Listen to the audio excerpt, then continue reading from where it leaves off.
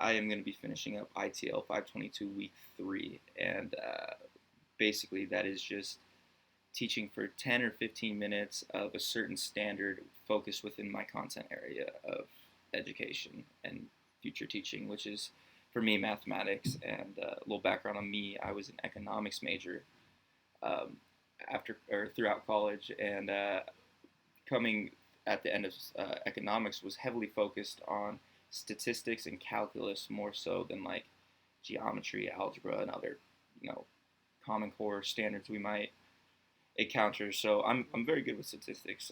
So I chose to do the standard because this is my first time actually teaching a lesson. Um, I chose to use the standard as a late seventh grade standard using random sampling to draw inferences about a population. And this is an important standard just because making inferences from a given sample data can help develop understanding of students and anybody for that matter of proportional relationships and understanding how percentages of populations can be found using random sampling, given any equation or any problem that may be faced. This lesson, students examine samples for bias when categorizing scenarios. They look for if the sample is representative, meaning unbiased. And basically, just an unbiased sample is just a representative, randomly chosen part of a population, and it has no, which means no particular part of the population being observed is favored in any way. And it's just basically common sense. And within this standard, students are expected to know previous taught skills like knowing ratios, fractions, percentiles, just basic things that were learned in early from like fourth grade to sixth grade mathematics. So it's not a very difficult standard in all honesty. Um, but it's good because statistics are a way to gain information about a large population in a much easier way than asking. For example, if you have a school district that has 60,000 students in it and you want to determine everybody's preference for hot lunch, you can't ask 60,000 people. But what you can do is you can get an unbiased random sample, and you could find out, say you sample 100 people, you can get 100 people's preferences between given options, and you can measure out, measure out, measure out, and then you can find their samples, and then you can use ratios to solve how many of each hot lunch to order, or what preference of students' hot lunch you want to order. And yeah, it's basically not too difficult, but it's very valuable in everyday life. It's valuable in education. It's valuable in just our country, anything. It's a good knowledge to have. So what I'm gonna do is I don't have a blackboard or I don't have a whiteboard behind me, so I've written down many of my things. This is my just like initial lesson plan, basically my learning map written down on paper, and what I want to unpack within it. But what I'm gonna do is I'm gonna start out with just basic lessons and just like a little warm up lesson. So I'm gonna read it out, and then I'll display it a little bit to the camera, and then I'll walk through what I'm exactly talking about and what inferences we can make off of given populations. So the example I was talking about before in hot lunches, I have two sets of data of 100 students, two random samples of 100 students regarding the lunch preferences of a given school district. For group one, I gave a total of 100 students, and group two also 100 students, and there's three options that they can choose from for their preference of hot lunch, and it's burgers, tacos, and pizzas. So we randomly sampled 100 students, and they have three options. And so I'll try to show this to you guys. The options are either for burgers, both group 1 and group 2 both put 12. For tacos, it was 14 and 11. And then pizza, 74 and 77. So the first thing you ask yourself when given data is what inferences can we make about that data? that's the whole standard. It's just developing certain inferences and how much can we gain from just given data, basically, at the end of the day. So just initial inferences, we see that in group one, uh, the burgers are 12, tacos are 14, and pizza is 74. So the first inference you make right off the bat, and it's in both groups, group one and two. And I wish I had a blackboard just so I could show you, so I could walk it through. But the first inference you can make is that most students prefer pizza over any type of hot lunch. And it's pretty, pretty astounding, like the level of pizza compared to the other two. Tacos and burgers are about the same. That's another inference we can make. They both have 12, 12, 14, and 11. So right there, it's just all packed in. About 6 times as many students prefer pizza to those who prefer tacos.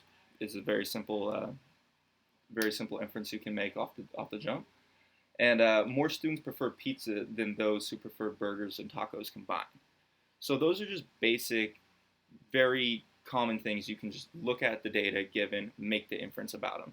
Now, when the question is given, we can use that knowledge ahead of time and then use that to kind of understand what the question is asking and how we're going to solve and how we're going to approach to solve this problem. So the given question within the data is about how many servings of pizza should we order to serve lunch to about 1,200 students?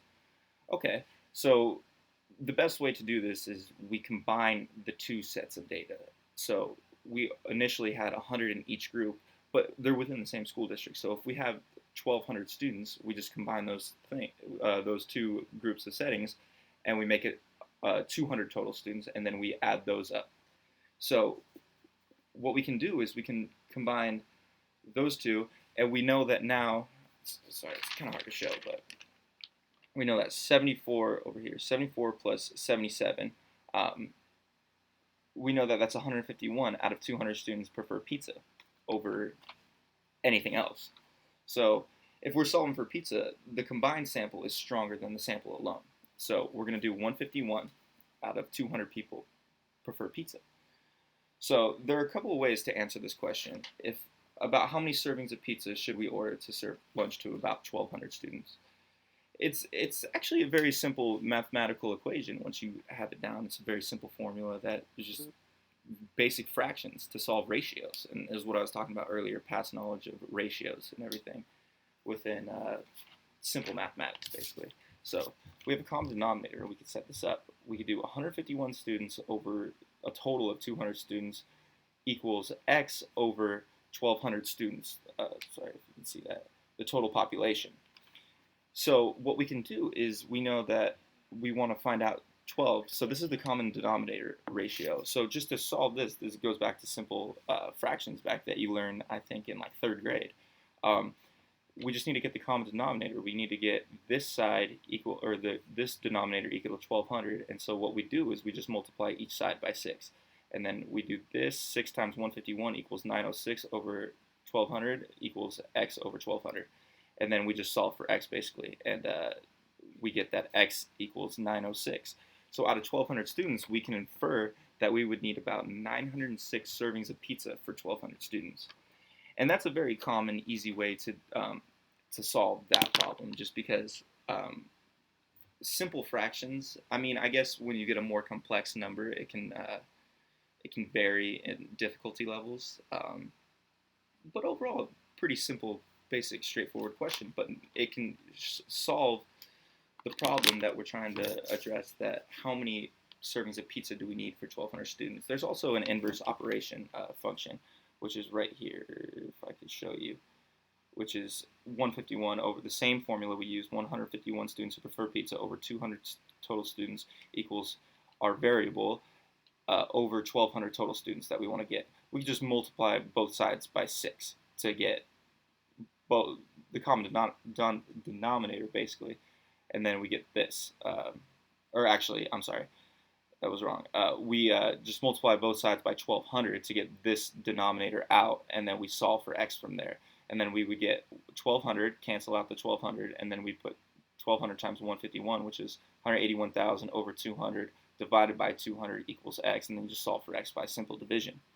And then you get x equals 906, so you get the same answer. 906 students prefer pizza, or we should order 906 pizzas for students if we're for a population of 1,200, basically. And then the last way you can solve this is just very simple estimation, because when you're working with 1,200 students, you're not going to get exactly 900 students that, or 906 students that are going to want pizza. You may get 950, you may get 850. You know what I mean? That's just, you're given a random sample, and like other random samples could show different data.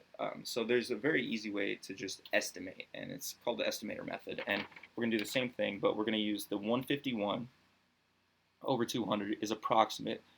151 is approximately 150. So we're going to do 150 over 200, and then we're going to multiply both sides by 6 to get 1,200 total students, and multiply by that, and then you get 900. So we can infer that we would need about 900 servings of pizza for 1,200 students.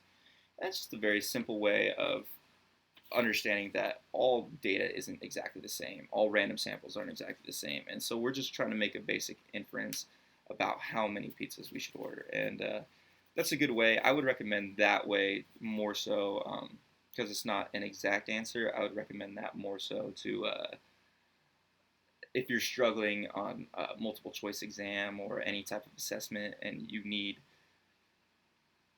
a guide if you can't understand the problem. And then I would use the estimator method to understand, like, okay, how many should I approximately get? And then if there are any given answers that are close to that, then apply it to that and solve that equation.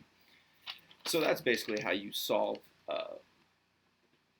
basic data populations given a random sample. And so what I'm going to go into is a more intricate problem, and we're going to solve it very similarly, pretty much the same way. All right. A coach is sponsoring a party for a boys and girls soccer team that had winning seasons this year. There are 15 winning teams with 12 players on each team. The coach surveyed a random number of players from the 15 teams to choose between hot dogs, hamburgers, or pizza. And in the chart below, I've written down the statistics. Once again, if I had a whiteboard, it would have been a lot easier to show. But hamburgers, 27, hot dogs, 18 players, pizza, 30. And here's the question. If the random sample is representative of the population, meaning the sample's unbiased, how many of each food type should the coach order for the party? Because we know the sample is unbiased, we know the sample is proportional to the results of the population, meaning we can use simple ratios the same way we solved the last problem. Given in the problem, we know that there are 15 winning teams, and we know that 12 players are on each team. So just simple, how many players are there to be in this sample? So 15 times 12 is 180. So there's 180 players in this given population. There's 180 players total, and then we're given 20, 27, 18, and 30, which is a total of 75. So we're working with a small, 75 is the random sample of the 180 total players. So out of our unbiased sample, 27 chose hamburgers, 18 chose hot dogs, and 30 chose pizza. So individually, we can set up equations for each hamburgers, hot dogs, and pizza. So just start with hamburgers first. We're going to do the same thing we did in the warm-up lesson.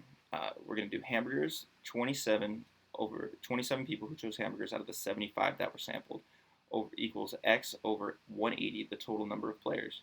And then just simple solve for x. The same way you could do it in either the inverse operation way that we taught earlier or the common denominator method. And then you just solve for x simply, and you put 4,860 equals 75x, x equals 65 hamburgers. So approximately 65 of the 180 will want hamburgers.